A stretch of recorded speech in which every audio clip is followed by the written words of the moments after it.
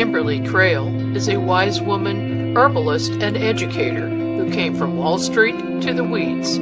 Casey's mission is to teach folks how to heal themselves using whole plants and foods as medicine. You can heal yourself with simple and inexpensive methods, foods, and herbs. And now, here's the host of Weeds of Wisdom, Kimberly Crail.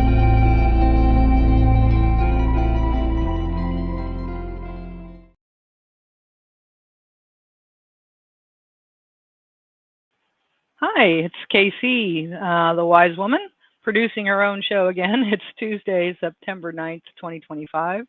Welcome to Weeds of Wisdom, planting food for thought. So I'm an herbalist, and herbalist is kind of a limiting term. It's really more like it's herbal medicine and beyond, because I really emphasize the connection with spirit and aligning with the divine, and then using mind medicines and a beautiful dance of joy with the body for healing. So it's much more than taking just this plant for that problem.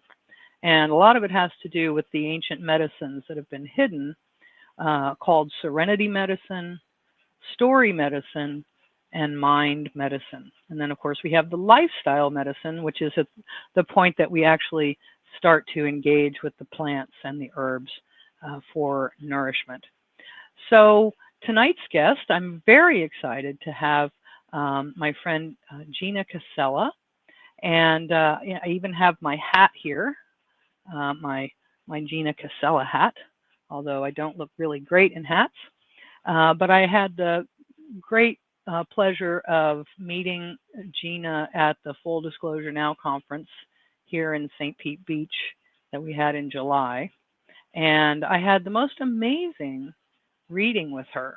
And she is just a real special energy worker that I would love for more of my audience to get to know. So let's just, as a reminder, that the business model of the medical system is that well people are no longer customers. So just understand that there are not incentives in our current medical system for doctors to want to make you well. Because if you're well, you won't be a customer. Just a quick reminder. And another reminder about mind medicine is that there has been mind control programming active in our country and around the world for at least 3 generations, since the 50s. And so we're either aware of the programming or the programming has worked. So I encourage anyone who has any question about that to please do some research into MK Ultra, into Project Paperclip, and some of the other programs that the government has participated in. So without further ado, let me tell you about our guest who's going to be joining us here. Gina Virginia Casella is a spiritual business entrepreneur, a transformational healer and shaman, an author, teacher, gemstone reader, and public speaker. Gina emphasizes that the Akashic Records do not serve as a permanent archive. She asserts that contracts represent intentions, and that it is your inherent right as the primary author of your life to make modifications. Gina highlights that humanity is fundamentally a storytelling species, and these narratives serve as our healing. She encourages individuals to transform their stories in order to alter their lives, noting that the strength of this process lies in its simplicity. Love that. She affirms that spiritual independence belongs to you, urging you to possess the bravery to embrace your true self and reach your fullest potential. Finally, Gina inspires you to have the openness to dream. And her websites are GinaVirginiaCasella.com, or you can buy her a coffee at GinaVirginiaCasella.com. So without further ado, welcome, Gina. How are you tonight? Hi, everybody. Thank you so much, Kim, for introducing me and for having me on your show tonight. It's such a pleasure to hang out with you and your audience. It is. It is. And I was really so moved by the reading that you gave me, and it was such a very different, um, I don't know, different way of working than I had experienced. And I've done a lot of tarot and a lot of people that worked with crystals and so on, but yours was just a completely different modality that I just found beautiful. So maybe just to start out as a first-time guest, give the viewers a little sense of, your story, where you are, where you grew up, how you got into this particular kind of work as a foundation. Right. So I was born and raised in Timmins, Ontario, Canada. That's northeastern Ontario, good old snowy, blowy climate. And I would spend a lot of time outdoors. Since my early childhood, I always had spiritual experiences. It was very natural, felt very normal. And as I got older, it wasn't cute anymore. And so it was confusing. And I was raised Roman Catholic. And so it was okay to talk about things like Santa Claus and Christmas angels and even this business of the Virgin Mary. But to talk about, elves in the garden, like it was okay before, but now it's not okay. And then it's confusing because there's Tinkerbell, and then you see cartoons and, Lucky Charms. So in my child mind, I took the cartoon world. That's how vulnerable children are. I took the cartoon world for granted. And I saw that as a reflection of different realities and multi-dimensions. And like I said, when I was a small child, I would just eat dandelions. And I don't know why I knew this. I just had a connection with nature, and I knew what to eat and what not to eat. And I remember my mother getting very upset with me and stuff because I would bring mushrooms to her because I thought this was so exciting, and I was fascinated by nature because there was like no mushrooms, and then it would rain, and all of a sudden there's mushrooms and worms everywhere. And my mom was afraid that I would eat them. And it just seemed like there was a problem, is what I'm trying to communicate. It seemed like there was a problem with spiritualism, a problem with something that came so natural and normal to me, and something that brought me joy. It was like I had friends and community just in this backyard in Timmins, Ontario, Canada. And then when I was in grade 2, I was sleeping, and when I woke up from my dream, I woke up to the sound of 2 angels coming out of my wall. And this absolutely traumatized me. I ended up in the special education classroom because I was clearly disconnected. I required glasses, my vision and hearing flip-flopped. And so I learned pretty quick not to talk about that experience. It wasn't cute anymore. Now this thing with angels happened. It started a trend of me waking up in the middle of the night, and life goes on. And like I said, I ended up in the special education classroom. So I become a public school teacher, and I also graduated with an honors degree in English literature. And I end up reaching a point in my life where it's too much burnout. It's fear-based scarcity mindset. I didn't realize all these themes going on in my life.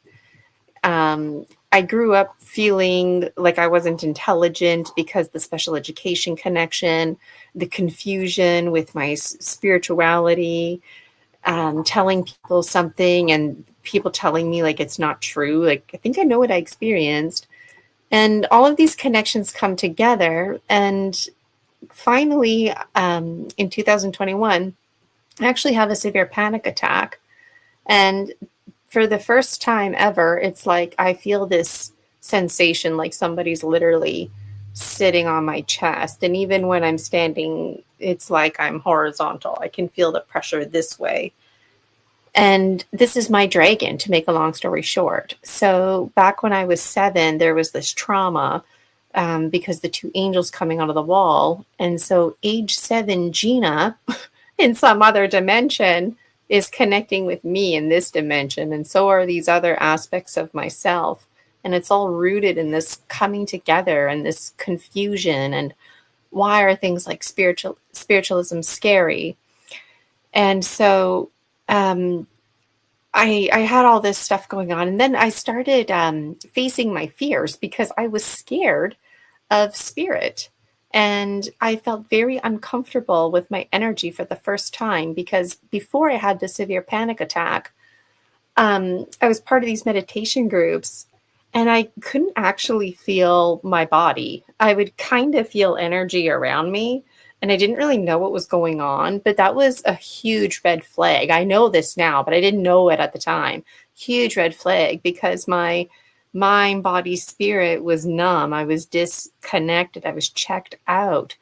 Hence the severe panic attack. And so my voice in particular has not been the same since. And that was a real tough one for me. If I ever took anything for granted, it was my voice. I taught a lot of PE, gym, indoors, outdoors. I don't need a microphone, and these days I would need a microphone, definitely. And my energy level, just not having it like I used to have it. And so I got really interested in energy work and chakras and clearing.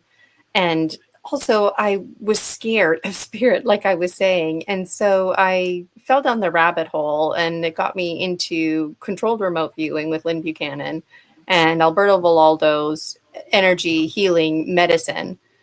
And we would go on guided journeys learning about Jaguar, and everybody would talk about these beautiful stories about this rainbow bridge and transformations they were having. And I actually felt really upset, because my spiritual experiences when I was a little kid seemed to be light and fluffy, but then there were these other scary things that were happening, and I would have scary dreams, but they weren't nightmares. They were insights into other realities. And so my aspects from other dimensions were reaching out to me, and it was a big coming together.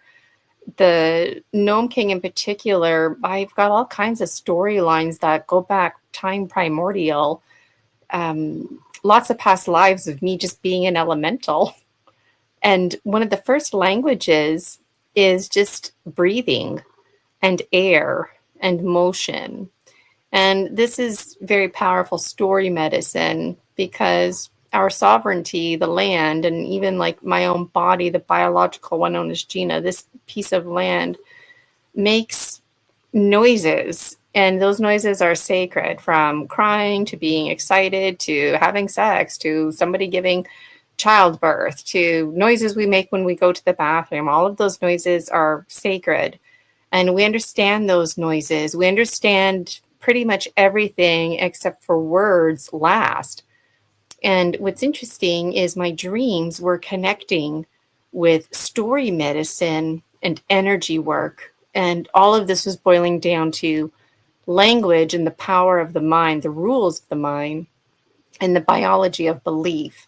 And so what I learned is I needed to incorporate ceremony into my life. I couldn't just manifest things or have goals and working with moon cycles like I like to do. I needed something more with the moon cycles, more ceremony in my life. So the Gnome King and we would connect in my dreams about language. And he would always show me like stones and sticks, and he's trying to figure stuff out. And I asked him, like, can you give me something in like a stone to meditate with so that I can think about you in my waking life and connect? And then one day I was at the beach and I found stones, and then one by one, those stones started to talk to me, if you will, and it all blended together. The power animals from the four winds, jaguar, eagle, condor, hummingbird, snake, like they're embedded in that. It was spooky at the time, but now I'm very comfortable it became a divination practice of my own. And there's so much meaning to it. And I ended up creating an oracle deck. I always have so much to say. I know in 10 minutes we're going to take a break, but I tend to get ahead of myself. And it's my first time with your audience too. So I jump around a lot, but there's lots to say. But when I was 14, because I ended up in the special education classroom, I was really insecure about reading and writing. And so tarot cards were really appealing to me because they just kind of had like a little paragraph. And in my community, Timmins, Ontario, there was a little self-help section. And one of the neighbor girls, she was super into R.L. Stine, and I was not reading novels, and I couldn't handle scary stories like that anyways. And so I got into tarot, and by the time I was 15, really not that much long after, I ended up entering the work world. And so when I turned 41, it was like I went reverse. I turned 14 again, because that's actually when my whole career as a teacher fell apart. You can call it a spiritual awakening, but I call it like a complete unplug of your matrix and a shattering. And it's so painful because, you know, we can get into the rules of the mind. What's familiar, the mind perceives as safe. We protect ourselves, even if it means lying to ourselves and creating false inhibiting beliefs. And I would really strive in life, and I learned it's trying to be trying. And so I got into tarot cards again, and self-help stuff. And at one point I thought, well, why don't I create my own oracle? And what's really cool is this is the Gnome King, and it just randomly is the one here on top. But all of these cards are from my dreams, half remembered, half misunderstood. And I ended up publishing 8 books, self-publishing. I've got a lifetime more. I got a suitcase here full of more books. And then, like I was saying earlier, my gemstone reading, I just started dreaming with these gemstones. I never played with gemstones before. And I got them here. I keep them in a sock. Yeah. Let me know in the comments how you keep care of your gemstones. Can you show that card again with the foot? Because that's the shape that you use to pull the stone. Yeah. Yeah. So when I'm doing a gemstone reading, I make a circle, and then depending on where the cards land, and where the gemstones land and who they're buddied up with, it all means different things. And it was a divinational practice of my own creation. And each gemstone represents an archetype that you can find in the Dragon Dreams Oracle. Now, you know what's really cool? Casey and I were talking behind the scenes, I don't know, like a month ago or whatever, about timing. And when I wanted to go into the energy medicine training, I actually was bawling my eyes out on a webinar. And I was just, because I was so, I had the spooks. And I was pissed off, to be blunt. I was pissed off because everybody, like I said, keeps sharing these beautiful stories. And it's like, I'm not having beautiful stories. I'm getting freaked out by spirit. I'm having these freaky dreams. I don't think they are dreams, you know, I don't have mental health issues, you know? So like I was hypersensitive. And so I was really encouraged to take the training, you know, and I mean, Alberto encourages people in general to take the training, but he was really like, you know, so I inquired, and the cost of the program blew me away. I was like, I can't take this. And then like a year went by, and I tried again. And even with a discount, it was still too much money. And finally I'm in this program, and it's the best thing ever. But you see, I needed to go through this process because during that whole time that I wasn't in the program was when all of this amazing beauty folded. And now it's like time warp, everything's coming together. Right. Because I didn't know this, but when you're doing shamanic journeying, you want to consult the oracle.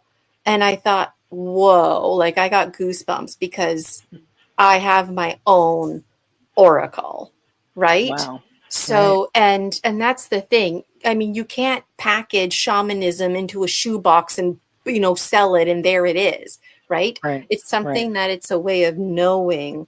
And so I just feel really in sync and in alignment with where I'm at and my relationship with myself and being in right relationship with the things that bring me passion and going to things like the Full Disclosure Now conference, meeting folks like yourself, Casey. This is a shift from the teacher world, and it's me. It's not the public education lens, but I always slip Right. into the public education lens. I can't help it. Well, no, actually, it's But great that you've had that teaching background because that's a skill. I don't think people understand that teaching is really a skill, and there was a reason they offer degrees in it. It's a bit of a skill and an art, I would say, and you definitely possess it. So wow, I was so blown away of so many things that you said. You talked about how when you were little, you were talking to the plants and thinking nothing of it, right? Because nobody had told you that, that natural connection with nature was something to be, scoffed at or fearful of. So without outside interference, we're naturally integrated because it's a holographic universe and it's a holographic planet. We're all connected. And so I found that really interesting. And the other thing was when I finished my shamanic herbal apprenticeship, talking about the sounds, right? You were talking about the sounds. So we weren't allowed to listen to any electronic music, and so when I got home, and so you can actually hear things when you get rid of the static that is the man-made, frequencies. And so, when I got home, I could hear the hums of the earth. I could hear it. I can't hear it now anymore. But yes, we clearly, without being interfered with, have this ability to interface directly with nature because that's what we're designed to do. We're part of nature, right? And so I just found that really, really beautiful. And then the other thing that I wanted to just point out was 41 and 14 are both 5 numerologically, which is change. 5 is the change. So I found that very interesting that was your shattering transformation points on both ends, that those were 5 is for you. So fascinating background. Yeah, I'd love to hear more about that because when I think of 5 plus 5, I get 10, and then 1 plus 0 is 1. And so then I never know. Like, do you just leave it at the 5? And, and are you talking about the I Ching? I wasn't clear on that. No, I was just talking about numerology, what the number 5, because I am a 555. So that's all 3 of my numbers. I forget how you figure it out, with your life number and your soul number or something, mission number. It's all about change, which you're right. We hate change. We absolutely abhor change because it doesn't feel safe. And so, it's not surprising to me that that must have been a horrible experience being put sort of on the short bus, so to speak, because you're crazy. And, you just had this beautiful, I guess it was a beautiful experience with the angels. That's the thing. You see, Casey, like the angels, it really scared me. Like the ontological imperative. What are they doing coming out of my wall and in the middle of the night, Okay. So Gotcha. So that was a little off-putting for you. I gotcha. Yes. I gotcha. Absolutely. Yeah, right. Okay. So that really freaked you out. So wow. All right. Well, let's when we come back from the break, we're going to talk more about how you were able to actually integrate, because it feels like you've integrated those various pieces and have now have peace with that. So we're going to take a quick break here, and then when we come back, we're going to hear how Gina accomplished that and how she can help you as well.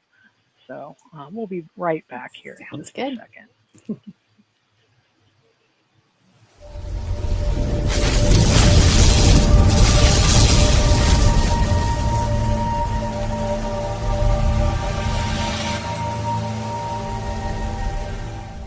Well, if people want to learn more, because we have a lot of information, they can also see the study results and go through a lot of stuff. Or if they want to purchase, you guys are going to have to provide a link. Yeah. Now, there's no membership fees. There's no obligation. This is not an MLM. This is not you got recurring fees, or there's no catch, okay? People are going to sign up, give up their name and their email, and make their password. They accept the terms and conditions, and they go right through. And that's the way it works. So you don't have to buy every month or none of that kind of stuff. The Onyx Network presents a health and wellness spiritually based brand of hemp-derived CBD products made by Hopewell Farm in Harrogate, Tennessee. We apply our Cathara energy work with all of our plants and products. Our products made in small batches with only 2 ingredients of pure hemp, full spectrum crude oil, and coconut-derived MCT oil. Third-party lab tested for potency and legal THC levels with 6 strengths of 1 ounce oil to choose from. Know what you're buying and get what you pay for from Hopewell Farm. Applied directly to a specific area, Hopewell Farm topical salve in 1 ounce and ½ ounce sizes made with pure hemp crude oil, comfrey extract, and all natural ingredients. Find the Hopewell Farm link and coupon code on the Onyx Network website at onyxnetwork.com. That's onyxnetwork.com. Hi, welcome back to Weeds of Wisdom. And my guest tonight is Gina Casella, and she's an amazing energy worker. And she's been telling us about her experiences so far in life. But before we go further, I wanted to just show folks about the masterpiece, the commercial that ran. So I'm in my about to finish my second 120-day trial. And look, I don't sell products. I'm not really a big product endorser, but I will say that this has been proven to remove a lot of the nastiness in the various injections and in the air, and to actually stop people from emitting Bluetooth signals. So you might be interested in giving this a shot. It's inexpensive, and if you'd like to save 10%, you can use this link here. So I just wanted to bring that to your attention. And so let's get back to Gina here. I can't wait to hear how the integration happened. Okay, so the integration, it sounds like this magical, beautiful thing, but you know what? It was such a hard thing. And something that I learned about snake energy is that when you're shedding your skin, you want it to shed off one nice, clean tube. And folks like myself, it's all like tethered, right? And the snake skin, it gets so thick. And what's familiar, the mind perceives as safe, but we get so irritable in there. It's too tight. We're constricted, literally. And if you're familiar with snakes in real life, I like working with metaphors. And snakes in real life, when their snake skins are getting thick, it goes right over their eyes, and literally they can't see. So that's very reflective of us. Our whole perspective gets shifted and off, and we get stuck. And then this is where we get into jaguar energy. And these are my territories, if you will. Snake to jaguar. People are stuck in the mind. And this is my gemstone reading. It's a circle, and snake is in the bottom. And right here in this corner, there's so much insight that one gemstone reading provides. A lot of folks are stuck in their minds, and it's like a roller coaster or a wheel, if you will. And when you're here, it's hard to get up, right? So this is where jaguar comes into play. And when you're dealing with jaguar energy, you're dealing with something that's beyond the physical. So just to rewind, snake is your physical, but when that's not enough and you need stronger intervention, you need to get into things like mind reprogramming. And I never heard of mind reprogramming. I heard of hypnotherapy before, but I didn't realize the power of it and how you can reprogram your mind literally under hypnosis through rapid eye movement. If you have a fear of flying, for example, then that's what I would ask you. When was the first time you had a fear of flying? And you would take me right back to when you had that fear, and we would identify and smash this false inhibiting belief. When I did my training, I couldn't believe how saturated I was with false inhibiting beliefs. And one just when you smash through one glass sky, you got to smash through another. And at one point, I realized this just isn't enough. So I had my story medicine, because we're a story species. It's part of our biology. It's important because we feel validated. A lot of us get stuck in our story medicine. It can become toxic and we don't realize it. And we don't even, our determination tends to keep us stagnant instead of encouraging growth. Again, rules of the mind are at play. So it's nice to have talk therapy and the story medicine. When you share a story, you share medicine. When you receive a story, you receive medicine. Even if that story doesn't apply to you, it's something you can tuck in your back pocket, pull it out later, or maybe you'll share it with somebody else. There's power in it. But we weave through these cycles of healing and knowing. So talk therapy is very important. But when that's not enough and you're literally trying and things just aren't working out, like trying to lose weight, for example, it's because it's not working out because you have a false inhibiting belief. And basically, it's never going to work out because the rules of the mind cancel each other out. Your mind's number one job is to protect you, even if it means telling you lies and making up false inhibiting beliefs. And when you have a root cause, a blueprint is like a stain, and it's just there all the time, and it's never ever going to go away until you can identify the blueprint. And what ends up happening is we learn that people actually don't have a fear of flying. People don't have a problem with weight. People don't have a problem with anything. They have a problem with not feeling safe, and they create ailments to protect themselves. And that really blew me away in my training. That's how powerful your mind is, that we cause ourselves damage. So when these aren't enough, it could mean that you need shamanic intervention. Right. So if anybody out there is dismissing mind reprogramming, it's because you actually need a shaman. You can come and see me. You have an invasive entity, an intrusive entity, like a ghost, a spirit that is, and you know what? It's not like in the movies. It's a thought form.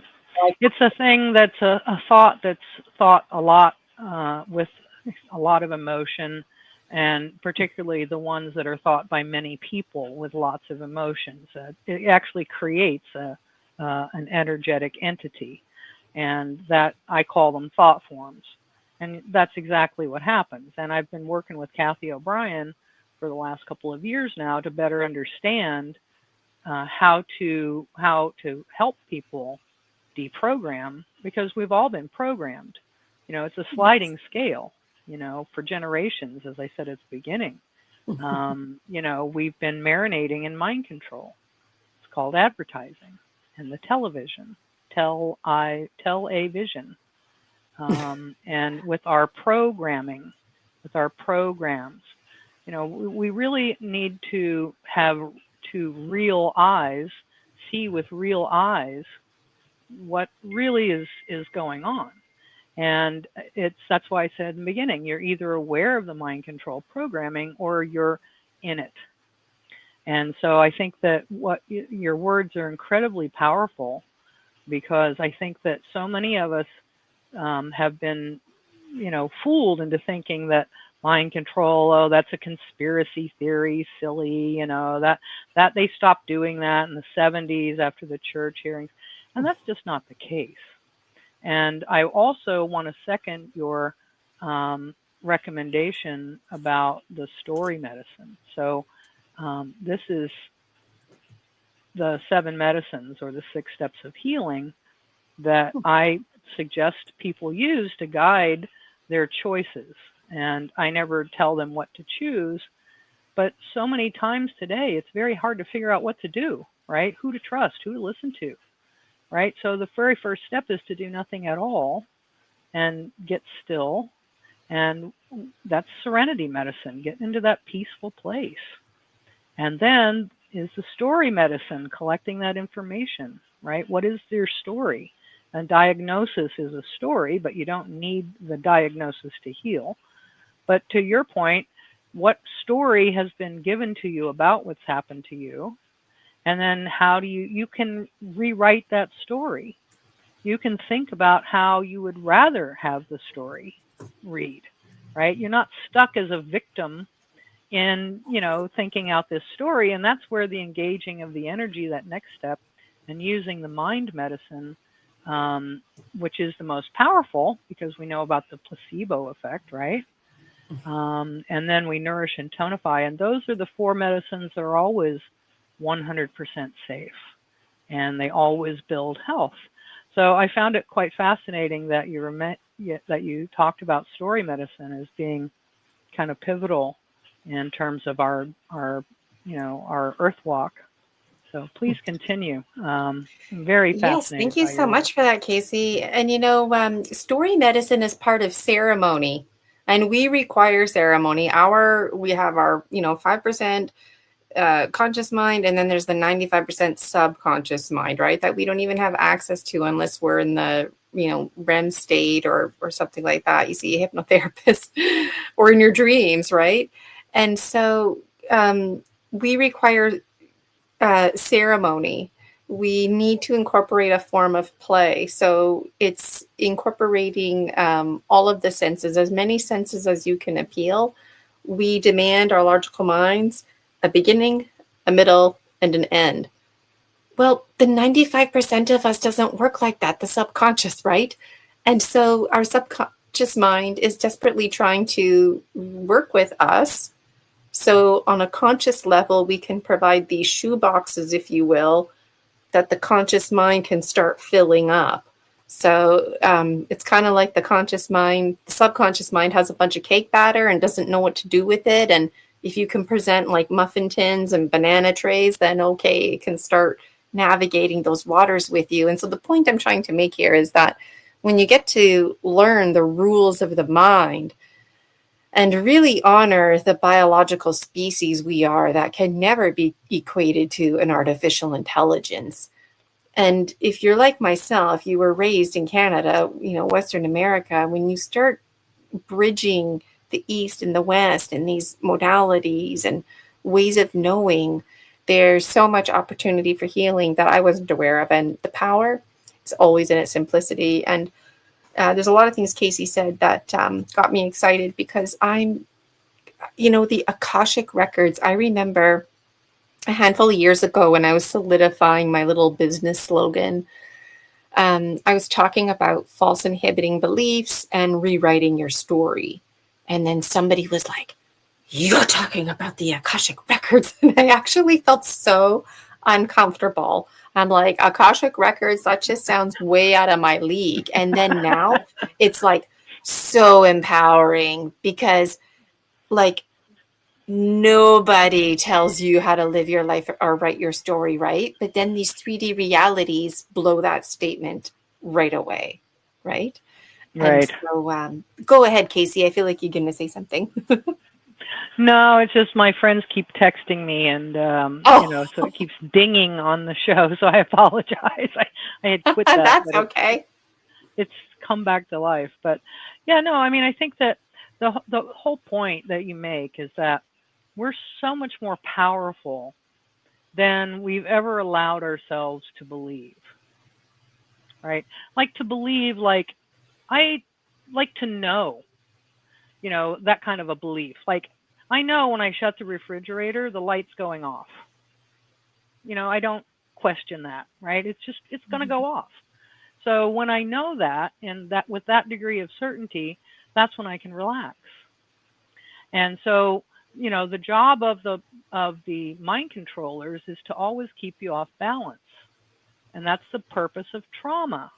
It's because when you experience trauma of any kind, and it's a sliding scale, but when you experience trauma, as you point out, the mind's role is to protect you.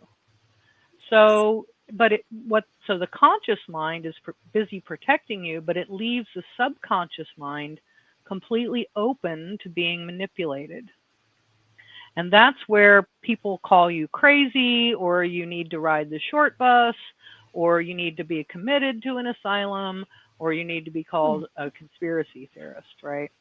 So just to point that out. And we've been taught to look outside of ourselves for the validation. That's every religion really kind of, says that you're a sinner and you really need to be saved, and there's something outside of yourself you need to do, or, whatever it might be, right? There's always some, hurdle that you have to jump in order to get into heaven or nirvana, or, whatever it might be, when actually that's our source. that's where we come from. So anyway, carry on. You're absolutely right, Casey. 100%. And you see, this is where the public education lens comes into play. You can't get away from the public education lens, because we need balance. Just like when you're running a classroom, you need, structured time, unstructured time, movement breaks, and whatnot. But this isn't just for children. This is for everybody. But the public education lens, it's the social emotional learning piece. So just to rewind for a moment, because I'm new to your audience, I have all kinds of interesting dreams, and I belong to the Great Galactic Navy and not the guns type. And so I thought, oh, cool, these folks are connecting with me in my dreams because I have a boundary. That's where we connect. Is it another dimension? I don't know. I'm working with the biology of belief and my own story medicine, okay? And so I'm like, okay, cool. Like, so instead of fighting with guns and stuff like that, these folks are interested in feelings. Nothing matters more than feelings. Everything is feelings. And they've been watching me in my waking life because, I was a teacher and I'm passionate about kindergarten, age 5, like we were talking about the number 5 earlier. The person you are at age 5, that's who you are for life on a subconscious level, your schema, who you were, your family that you were born into. That's who you are. On an academic level, where you are reading, writing, in your 3rd grade, when you're 9 years old, that's how you perform in grade 10. So because I taught a lot of kindergarten primary, I know the power of these behind the scenes teachers meetings and getting kids the support that they need, because that window does close. Basically at age 6, we're all old dogs, right? Sure, you can teach an old dog a new trick, but not like the puppies learn, right? And that happens to us when we're 6 years old. We become static. And so anyways, these folks in my dreams want to know all about social emotional learning. And I'm feeling all good about this because I think we're moving away from violence. But now I'm at a point in my dream journals where it's actually very concerning, because emotions, feelings are being used as a weapon.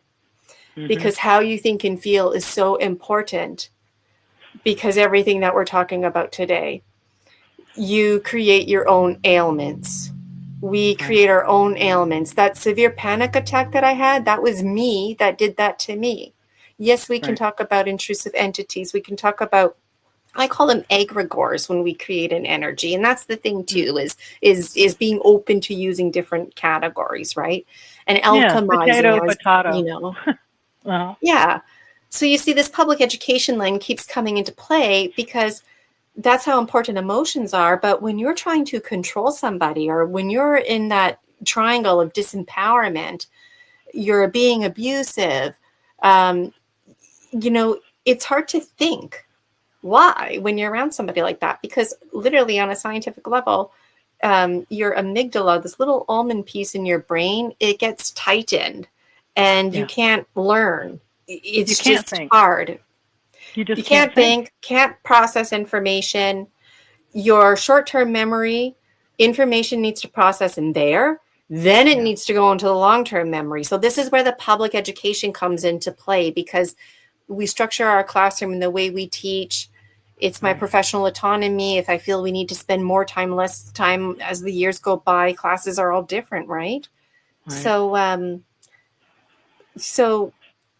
if you don't have a social emotional climate, epigenetics, there's the punchline. I was brain farting it out. Epigenetics matters, because if you don't have the right environment, the social emotional climate, then you're really not setting yourself up for success. And you know what? It takes 10,000 hours to be an expert at anything. How many years do children sit in kindergarten to grade 12? And what are they an expert at? Sitting in rows? Fear-based scarcity mindset, and not questioning the teacher. I really struggled to teach basically grade 2 and up, because I found grade 2 and up, kids get cut from their programs. They don't get their reading like they should, and it's a very long day at school. The behaviors come out. So all of this parallels what you're saying about mind reprogramming and folks out there, super soldier programs, why it's hard to think, why you're struggling with brain fog. It's because of this. And Book 8 was my last book that I published. Like I said, I got tons more. But this book, it just really resonated with me, because it's like a coming together now. Like the good guys and the bad guys, they're all the same guys. And we're all just kind of looking at each other like, what now? And there's, us versus them category. Homo sapiens are on the menu. Who gets to decide? Who gets to be gobbled up? Like, these conversations are way over my head. And I actually, I died multiple times. And I said to myself, if there's one thing I'm going to do, it's publish my books. And 2024, I published 4. It was supposed to be 1 book, but it was way too big. So I made it into 4. And now there's 8, and everything's coming together. But what else did I write here? So I'm very hopeful, because I have a belief, and I don't care how crazy I sound anymore. It's a compliment to me. Awesome. That means I'm talking to the I'm talking to the wrong folks, so I know to go look for the other folks. So I'm begging the question, if anybody out there remembers me from a different life or from a dream. I've had connections in my life where I've, in my dream journal, I've actually gone back, and it's like, that person is in my life today. Lots of people are sharing stories. I have dreams where I used to be a robot. Maybe I still am in a simultaneous reality. You can read about it all in my book series. But we're so powerful. Our minds are the most powerful thing. And when I think about the biology of belief and how we can make ourselves sick and how we can make ourselves heal, and how the power of epigenetics, we can make each other sick, we can make each other heal. That's very concerning and very controlling. And when it comes to spirit, I mean, it's just really interesting to think for a moment that I used to be terrified of spirit, given my, when those 2 angels came out of my wall. But like, there's something else going on, like remote viewers. That's not spirit. So I've been practicing discernment. ETs, what's your opinion? That's not spirit. Technology, I think that's scary. That's not spirit. So for me, like, I've realized I'm not scared of spirit. I'm not scared of the ghosties. That's why I'm very familiar, comfortable doing what I'm doing, extractions. It might freak some people out, but it's, like I said, it's not like in the movies at all. but there's a testament to a full disclosure on the ontological imperative, because what is familiar keeps us safe. And we're all co-dreaming together. We all co-dreamed that trees, for example, aren't supposed to be walking. Well, what if I told you trees are walking? Right? What's the one's the character's name in the Tolkien novel? Treebeard.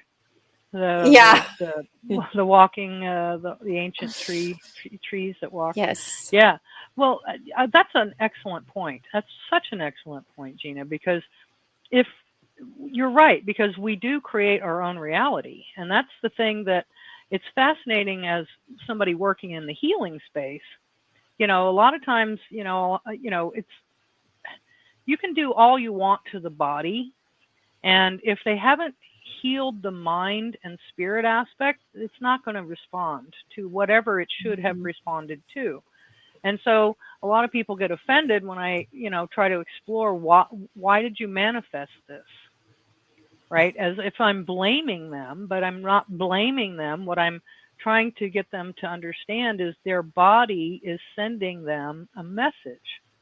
And what is the message and why is it being sent? And it usually manifests as dis-ease. And so, maybe that's helpful at this juncture, but I think that, it's a key point. And then the other point I wanted to make is in terms of the way our brains work. Our right brains are very atrophied because ever since we started using written language in the alphabet, that has changed the way our brains function into a very left brain focus. And if you'll notice, the right brain has been denigrated and tried to discard it. Oh, that's feminine, all that intuition stuff, old wives' tales. Don't pay any attention to that, your dreams, all of that. So, not only have we been pushed into our left brain, but we've been discouraged from exploring that right brain at all, and that's our holographic side. So we're actually disabled as a population. I look at it as a disability that we can overcome. But anyway, I'll let you carry on. I love that. I never thought of it as a disability. I absolutely agree with that. We're totally disabled. We were severely abused as a species. We've been through World War I and II. Like here in Canada, we had the Confederation. It was genocide here in Canada for Indigenous folks. And, people act like that was like 10,000 years ago. It was not. The Salem witch trials, that was just a couple hundred years ago. Shakespeare was just a few 16th century. So all those themes, Dostoevsky, Charles Dickens, foster children, Salem witch trials, just standards in correctional institutes that are totally not healing centers, and the horrendous living conditions were very much still in the medieval century. But I circled when you were talking public education lens. I'm like, there it is again. Because the arts, what gets cut? The arts.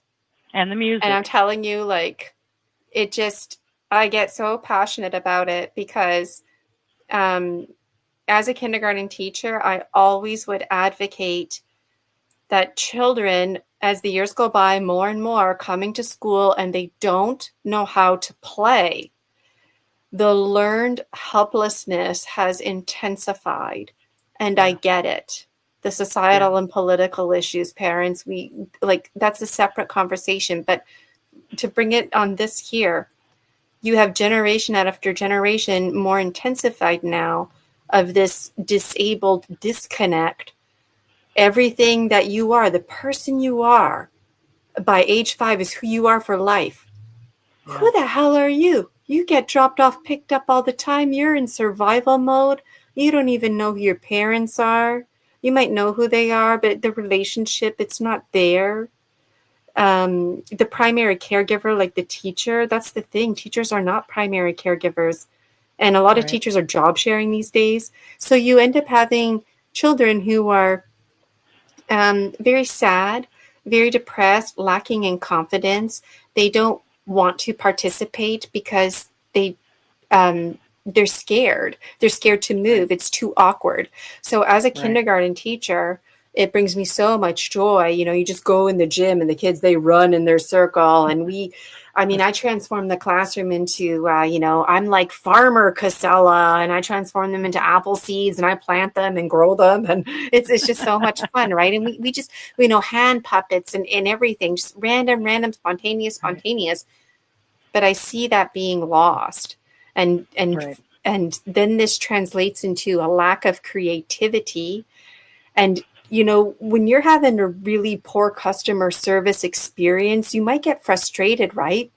But you really have to take a step back and say to yourself, this person on the phone is lacking in life skills training experience. This is what their education has looked like. They're in fear-based scarcity mode. Right. Like I was working when I was 15. A lot of people, they don't have their first job until they're in their mid-20s. The only life experience you have is your practicum. So anyways, I'm just ranting now, but the arts always gets cut first, and it's always music. And that's when students are thriving, doing songs with actions. Love it, right? And a lot of kids who are on the shy side, they just stand there. Like we all stand up at the carpet and we do our song with actions, but a lot of kids, they just stand there. But you know what?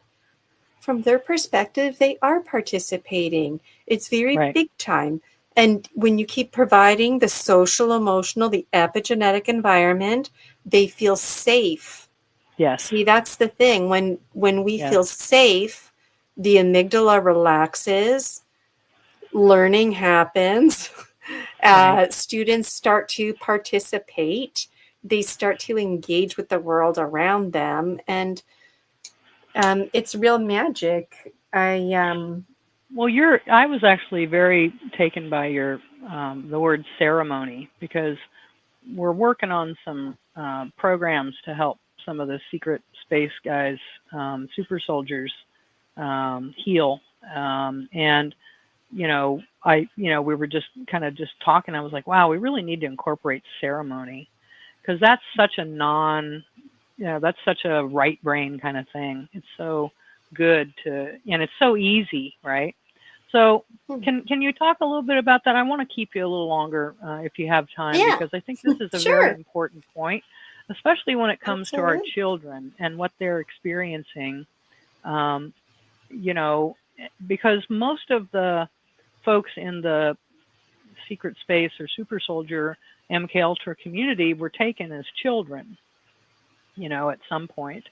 And so, my dream is to help them get fully healed so that then they can be the ripples in the pond to help, the children today. And one other thing I just wanted to point out about public education, at least here in the United States. So, Senator Robert C. Byrd was in charge of the Department of Education. He set that up. And he was Kathy O'Brien's owner in the MK Ultra program. So the whole Department of Education is an indoctrination program. And by the way, he also put an office in the FBI and set up the Center for Missing and Exploited Children. And that's actually a catchnet operation so that they can traffic children. So and I was a real believer in public education, right? Because I'm the second one in my family to graduate high school, okay? And the first to go to college. So in my family, it was a big deal, right? To have, that level of education. And, I remember, wow, I get a job where I can sit down all day, that's amazing. Right, because look, let's face it, it's like most of us, without a college degree are not sitting down all day. And I was blessed to have a liberal arts undergraduate, and that's almost completely gone now, because the whole idea in the liberal arts education is to teach young people how to think, not what to think. And in fact, the whole thing about, I was a philosophy major, a double major in economics. And philosophy is a lot about logic and argument and reasoning, and and one of the big things we used to do would be to take the opposite view of what we actually held and then argue for that perspective. Because what it does is when you step into another person's shoes or, their perspective, you actually learn a lot. And so, I come from the left, that was where I spent most of my life. Because my family was, we drove trucks, right? And we didn't have college degrees, and we weren't wealthy, and all the Republicans were wealthy, right? So we were all Democrats and Teamsters and, that sort of thing. And just another little aside, after 3 generations, all of your attitudes, beliefs, and behaviors are programmed into you. It's called becoming autogenic. So, in fact, we come out of the womb with the programmed already with the beliefs of our parents. And then we get on our own conveyor belt of mind control as we go through our lives. But that's why I say we're all kind of been marinating in it without really realizing it. The water was cool when we jumped in the pan, but now it's getting pretty hot, and we can start to feel it. And so once you have that awareness, then you can start to restore this ability to think critically. Whereas before, to your point, people are just like, oh, okay, yeah, oh, whatever you say. So I want to, since we're going over a little bit, and we do have some people in the live audience, if anybody has a question or comment, to talk about this healing journey. And by the way, I suggest that everyone get a reading with Gina. It is transformative. You will not be disappointed. So do that right now and get her books. But if anybody has a question, please put it in the comments in the chat. And while you're there, please give a like to my Rumble channel, Ancient Mother Wisdom, if you're there, and definitely check out Gina's website as well. But our children. So what's my point in bringing all this up? So my point is, you were a teacher, public education. It serves a great purpose, but it's also a mind control indoctrination organization. And so we need to be aware of that so that we can help our children retain more of their gifts and not be dumbed down into this, very rigid system. So Yes. I know in Canada, they had the SOGI program, the gender identity program, and that's been in kindergartens, I think, for about a decade now, where they have the gender-bred person. And so it's really, and parents, actually thank goodness for the lockdowns, because otherwise parents would have never gotten wise to this sort of thing, right? They didn't even know it was happening. Until little Johnny came home and goes, oh, no, I'm Jane now. And you're like, wait, what? Yeah, that's the thing. And you know what? Like, there's so many professional boundary issues because those exact things, like the genderbread person, I was a facilitator for my union, the BCTF, the British Columbia Teachers' Federation, and I would travel provincially talking about the personal and social issues as well as social justice issues. And there's a lot of seemingly things going on where we think we're doing, justice, and really we're not. And you make a lot of good points because, even things like birth control pills, a lot of students talk to their teachers about that, but it's not appropriate to. Or I've had students talk to me because they think that they're gay. And it's like, well, I don't mind lending an ear, but then it starts to become a professional boundary. And especially with the younger children, like they need that social emotional support. Like they need to be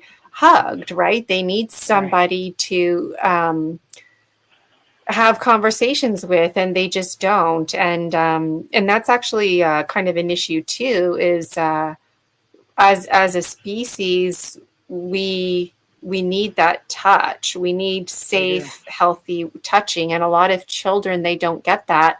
And a lot of babies are born cesarean because, oh, the doctor's going to be done their shift soon, so you got to get out of the womb now. And then they don't get that culture and bacteria connection. And so we lose so much. And, you know, when you were talking about perspective earlier, that's the eagle condor medicine. So coming back to the story species and bringing it back to the soldier clientele that you help. So we want to weave between the details, and we want to zoom in on the details, and we want to zoom out on the greater themes. Argue the details don't matter. They just drive us to the greater themes. Any story is never actually about the story. The story is just the plot to get you to those bigger themes. But now here's where duality comes into play, and I'm hypocritical because what isn't, because if it wasn't for those details, we wouldn't get to those programs. And so we wouldn't get to those bigger themes. And so when it comes to programs and the subconscious mind, we need to get to the details. We need to get to that blueprint. And so if there's somebody out there who has any kind of trauma, for example, if you experienced trauma when you were 7 years old, then right here today as an adult, there's a part of you that is very much like a 7-year-old. Yeah. And I see that in a lot of adults. I see a lot of adults are like 3 to 5 years old. There's a lot of adults that are like 7, 8 years old, maybe 9 years old. Because the childhood ages, like in age 43 and 44, not a big difference, but age 3 and age 4, very different. And there's a lot of men who are like 14-year-olds, and that's because that's where their blueprint is. And so going back to language, we have a body language. And when you get more in tune with energy work and this kind of stuff, social emotional learning, you start to read people like a book.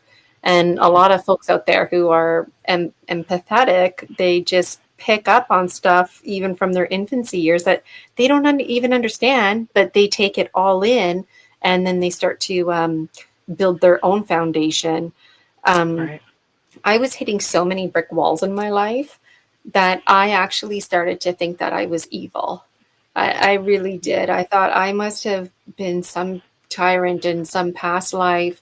And now in your karma to have all these experiences, you know, but those thoughts led me to, was part of my book series. And it's part of me becoming unmade. You see, because there's so many storylines. There's endless storylines here. Okay. But like, so I specialize in the life between lives, right? So when you folks want to come down here to planet Earth, it's me who hooks you up. I don't really know all the ins and outs, but I get your Akashic record started for you. It's an intention. It's an intention because nobody can predict anything. All that matters is the present moment, the now, including in the life between lives. So we would like shoot you off. Okay, have a nice life. See you when you come back. And people would come back. And it's like, what is going on? So I started to do like detective work. Then I would go undercover.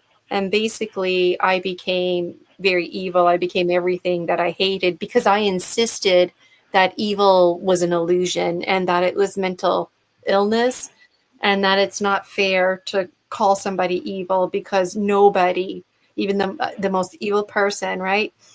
Yeah. Nobody is born like that. And going back to epigenetics and everything that we said, you, me, every single one of us out there has the power to literally lose our minds and go insane and go fucking ape shit. We also all have the power to be self-regulated and to be an educated citizen where we have a good head on our shoulders, where we're in right relationship with each other and the land, and we have our sovereignty. So what are we doing? And you know, when you were talking about education earlier and how it's like framed to control us, I just keep thinking about Charles Dickens and Dostoevsky because, you know, nobody ever said it, But I always picked up on a very strong theme that public education was basically an extension of public orphanages, because there were so many children without homes that it was business. So Right. adults would rally up the children and sell them. So lots of brothers and sisters were separated because people only wanted one. Right. And you were allowed to have feelings, and girls had expectations to fill, and boys basically worked on the farm. And so we assigned like these gender roles and whatnot, right? Right. People were also abused. But also, like, Oliver Twist comes to mind, the movie. I haven't watched it in a long time.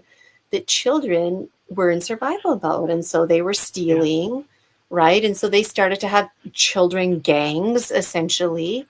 And it was in the best interest of the adults, in my opinion, to educate the children, except they didn't do it in this loving, self-regulated place. They instilled the fear And response, the scarcity response. They instilled all of that fear programming instead of the, because here's the truth of the matter. There is only a source, an endless source, a stream of well-being coming from source. There is no stream of evil coming from source. In my opinion, the evil, the demons, the Satan, all that stuff is, and actually if you look at the word sin in Latin, it means without. So in my opinion, sin is that when you've pinched yourself off from source, you're not connected. You've decided that you want to, go into these lower frequencies where you're not as connected. And also, to your point, the best thing you can do is just find something to get happy about. Right? Just find something, anything, a cloud, a leaf, a butterfly. You're petting your cat, how soft your cat is, how wonderful your bed feels when you crawl in. Just anything that you can find to appreciate is going to raise that vibration, and that's going to help you access your other side, your real side. When you relax that fear and you can get out of victim mentality, then you can start to see what you want to create as opposed to dealing with because we're always creating. That's the thing. When people talk about co-creating, they think that, oh, well, I'm going to go co-create things. Well, guess what? You're doing it right now, every minute of every single day. Yes. So and information is so powerful. So once we know these things, we can start to take a different approach to how we deal with anything. And so that's one of the things that, you were very helpful in terms of helping me break through a lot of issues during the reading. So it's very, very powerful. And I think one of the things that I really enjoyed about your reading was that there was such an aspect of ceremony about it, which we don't see in a lot of today, right? A lot of folks will do tarot readings and will just pop a card up on the screen. Okay, well, great. Well, where was it in the reading, and how does it relate to the other cards? And I want to see the whole, the whole thing, the whole picture, not just a little tiny piece, which is why I hate GPS. It's like, oh my gosh, I remember, maps where you could actually see, what the other routes were all in one place. And then the GPS is like, oh, okay, you can only, and then it's like, oh, is that north? No, that's just the way you're going. Oh, okay. So confusing.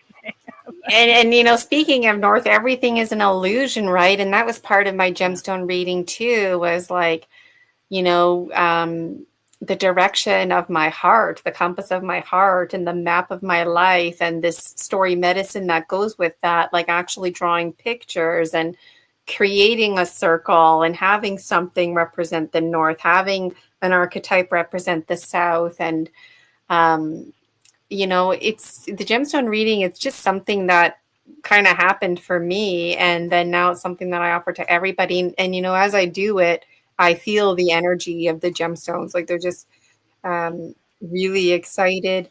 And, when you talk, there's so much that runs through my mind. I was thinking though, like as far as the healing, I liked that slide that you had up that showed the stages, because that's basically, yes, this one here, because I feel like to each their own, right? But you have to do that thing again that more and more folks are lacking in, and that's play. You have to play, you have to be creative. Yes, you have to be mindful of cultural awareness, spiritual appropriation is what I'm trying to say. But for the most part, I was really inspired by Ted Andrews, the late Ted Andrews, because you can almost take anything. And again, here's the teaching lens. Beg, steal, borrow. That's what we call it. Beg, steal, borrow, beg, steal, borrow. But you make it your own. And that's how I see spiritual autonomy. And so if somebody... Love Ted Andrews. And so people who don't... so for people who don't know who Ted Andrews was, can you talk about who he was and why his work was important? Sure. Ted Andrews, he did all kinds of work on spiritualism and connecting things like spirit animals and, like dream dictionaries, that kind of stuff. But he took it with such reverence. And he was one of the first people for me anyways, when I started my journey about learning about chakras and color therapy and how to use a pendulum, crystal balls. It was all Ted Andrews. And for what it's worth, I don't buy multiple books by the same author because I feel like I'm just reading the same book over and over again. And I bought like every single Ted Andrews book. And then you wrote 8 books. And then I wrote 8 books. But my books all sound the same for what it's worth. Because my book's like one big giant book. It's just, I got a lifetime here, folks. I'm playing with you. I'm just playing with you. But Ted Andrews, he was that guy that spent time with medicine men and women, and he would do that. He would investigate like what can I take from your culture and make it my own without being offensive, basically. And he would do that. He was ahead of his time. So and his books are like things like Animal Speak, and there's some other things too. I can't remember his titles right off the top of my head, but I had Animal Speak early on, and it was really good because, animals do present themselves and they're messengers. And so if you ever want to see what the correspondence is and what the messages might be, check out Ted Andrews. His books are phenomenal. I have them on the shelf behind me. Yeah. Nice. Yeah, I got Animal Speak too. I had to get rid of a lot of stuff, but I kept Animal Speak. I love it for a reference. And Ted Andrews is really inspiring to just turn to nature. And again, that's the teaching lens, turn to nature and the world around you. So when I started my journey, my dominant spirit guide is fly. And I was so disappointed. I'm like, no, this has got to be wrong. Like, this is not, of course, it's like a big gorilla or an elephant, right? No, because I live in North America. So, I mean, maybe in a past life or something, I have a connection to elephants, but it would make sense. Something North American would be my spirit guide, and then this business of fly. Because I help people identify and smash false inhibiting beliefs, composing, decomposing, the story species, the biology of belief. That's where this fly business, the sacred stink club that we all belong to. That's cool. But I like to offer levels. Yeah. Sorry? I was just going to say, there's no judgment about being a fly. Flies are necessary. No. That's what I mean. It's like, I wanted to be this really sexy animal, but I got a fly.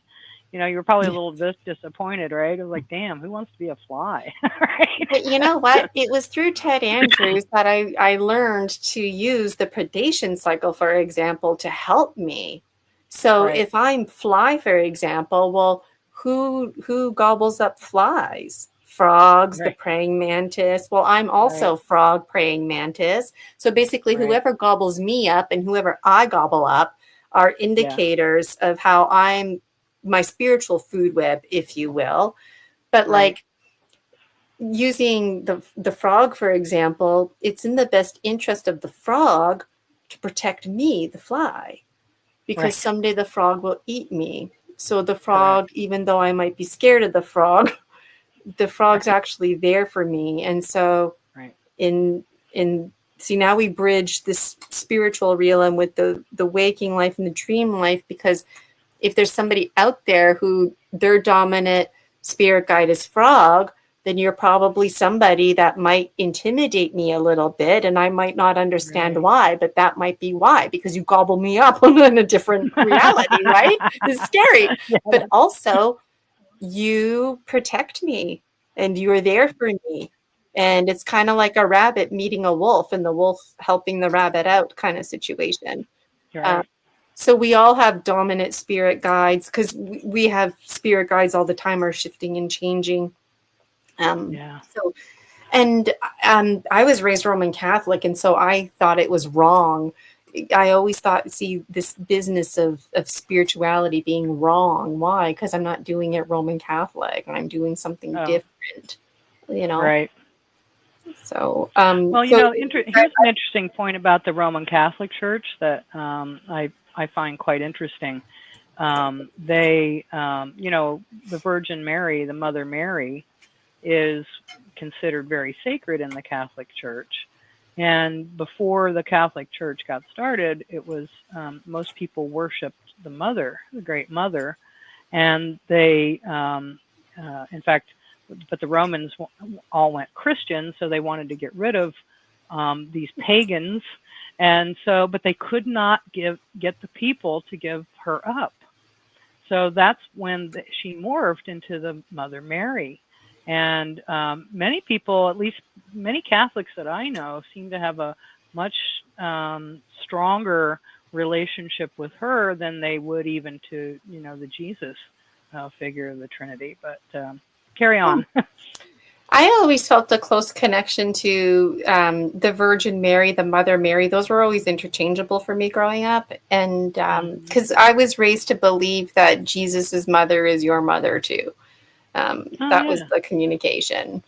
And Jesus, he was always presented as the adult, and then there was the child Jesus. And so like Jesus is your brother.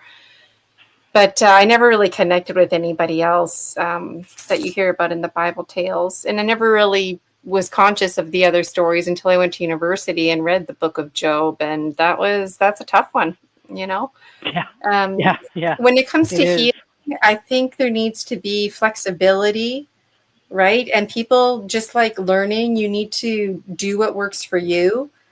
But how do you know what works for you when you don't do anything? And so it's a lifestyle. So we all need to have a toolkit, right? And so anybody who has had trauma, like there's having a bad day, and then there's like a traumatic experience, and trauma only takes 1 second to happen and your life has changed forever. So when that happens, you need story medicine. You need the opportunity to talk, to cry it out, even if it doesn't make sense. Get angry. You need to do this in safe ways. And that's another reason why self-regulation is important, because how many of us, you keep it in, and then we just explode, you know, and we do it at times that aren't even appropriate. Like it doesn't match the right, you know, situation.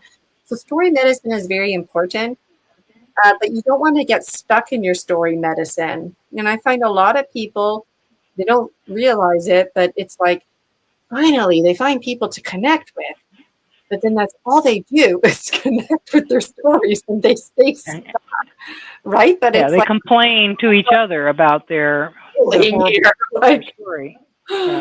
So if anybody has any kind of trauma, super soldier, any kind of abuse, fear of flying, anything, I can help you, because there's the story medicine, that's the gemstone reading. So there's insight that I get, you help to provide. It's complemented by the Dragon Dreams Oracle, created by yours truly. And then the next level, in my opinion, is having the opportunity to go through mind reprogramming, because you have full charge. I just facilitate and lead you through it. There's a beginning, there's a middle, there's an end. it just feels like you're sitting down talking with your eyes closed, but we go right into hypnosis, identify, smash the false inhibiting beliefs. Anybody dealing with trauma, you're defaulted to seeing me for at least like 5-7 times. Some people might only need to see me once, but you know what? It takes a handful of times because they're all interconnected layers. So when mind reprogramming seemingly isn't working, it's because, in my strong opinion, you've got something going on at the spirit level. It's beyond the mind. And what this means is, on a spiritual level, it's called infinities. So if you can't change your infinities, whatever you're doing is just going to come back. So you see, that's where we get into this, where we circle and stay stuck, because the talk therapy part, the story medicine part is very important, but making that leap to healing, because you can go to all the sound therapy, sound baths, meditations, guided journeys. They're awesome, right? Do all that stuff, but that's not going to actually reprogram your mind. So there's feel good. And to me, like, feel good conversation is not talk therapy. That's not story medicine. That's getting ripped off. When somebody just keeps you feeling good, like, Yeah. Well, I mean, I think that, it's an excellent point, because a lot of times these support groups are just, let's all get together and focus on the horror. And, one of the things that I know for sure is that where your attention goes, the energy flows. So to my mind, it's kind of like rubbernecking the car accident. Oh my God, look how horrible it was. But, every minute that I'm looking back at the horror, I'm not really keeping my eyes on the road. And so, and we have the ability to choose a better feeling thought, right? To put our eyes forward on what we do want, as opposed to gawking and drooling over what we don't want, the horror of it. So I think it's a fine line there. And I think that, to your point, it's hard for people to discern which way to choose. So if you're somebody out there that's having a hard time, you're not quite sure what to do, contact Gina, contact me, contact someone, and, we can help you kind of get a little toehold there, to help you, figure out what your healing path is, because everyone's unique. My healing path is going to be different than Gina's, which is going to be different than yours. It's based on our life experiences. So, yeah. So, yeah. Anything else you want to offer? I think we're going to wrap it up here in the next couple of minutes. Yeah, sure. And then it's important for folks like us to get together and talk about the services we provide and what we offer and what our personal stories are, because there's always somebody out there who they're listening and they're like, that's my story, that girl's talking, right, and that's me. And you know what, like, we all have different things to offer. So it's nice to be able to refer people as well and to recommend, because a lot of people, they're like, I know I need help, but I just don't know what I need help with. And then it turns out that herbology is their answer, or maybe it's numerology that's their answer. Maybe it's mind reprogramming. But again, that's why it's important to play, and just for these practices to be part of your lifestyle, everyday lifestyle, connecting with the elementals, connecting with yourself, feeling safe. I always have lots to say, but I thoroughly enjoyed my time here with you today, Casey, and your audience today. We are just the such Akashic a lovely Records. Healer. Yeah, you have such a lovely, healing energy about you, and so I really encourage the audience to connect with Gina. And again, it's GinaVirginiaCasella.com is her website. And I just encourage you, because you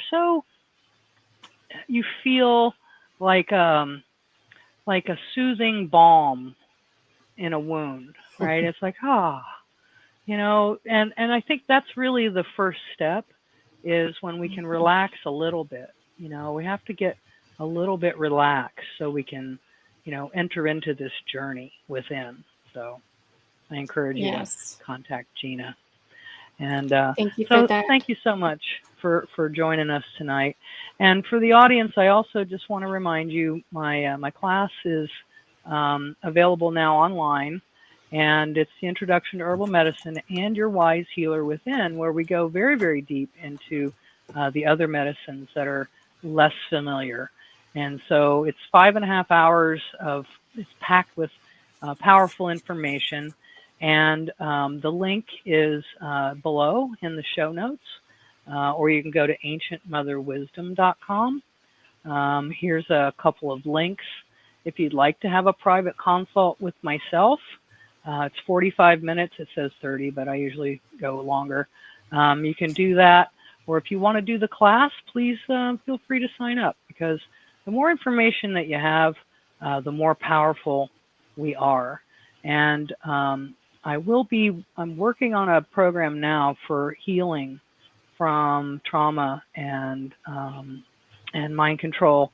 And Kathy O'Brien is going to address the Super Soldier Activation Conference in Orlando about this topic. So would love to include you in the brainstorming group, because we have in mind several things to help support the community. Again, get all of the survivors completely healed up so that we can then function to help the next generation avoid the same pitfalls that we fell into.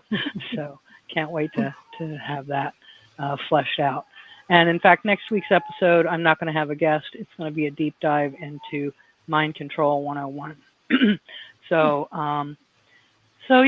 any final thoughts for the audience from today? And we're definitely going to have to bring you back, because wait, we might have a question. Oh, hi, everyone. Okay, good. So, that was me, yeah. I see Almost Selena Toxic and Mortally. Yeah. And Selena in the audience. Awesome. I see you. So great to be here today. Yay. Final thought, you are not your program. Whatever subconscious programming you were born into this world with, whatever trauma you have, false inhibiting beliefs, ailments, you are none of those things. And you really can change your thinking to change your life. And if mind reprogramming is not enough, then it's no problem to do a safe extraction of an intrusive entity. And it's important to talk about stuff like that, because those energies are real, and energy medicine is real. You can get hurt. So you want to make sure you see somebody who knows what they're doing and who can do it with reverence. And I thank you so much today. I really enjoyed my time with you. And I would love to be part of your behind the scenes planning. I've always have lots to contribute. Love that. Love that. Thank you so much, Gina. It's been a real pleasure. And so until next week, I wish everyone green blessings and good night. Thank you. Bye for now.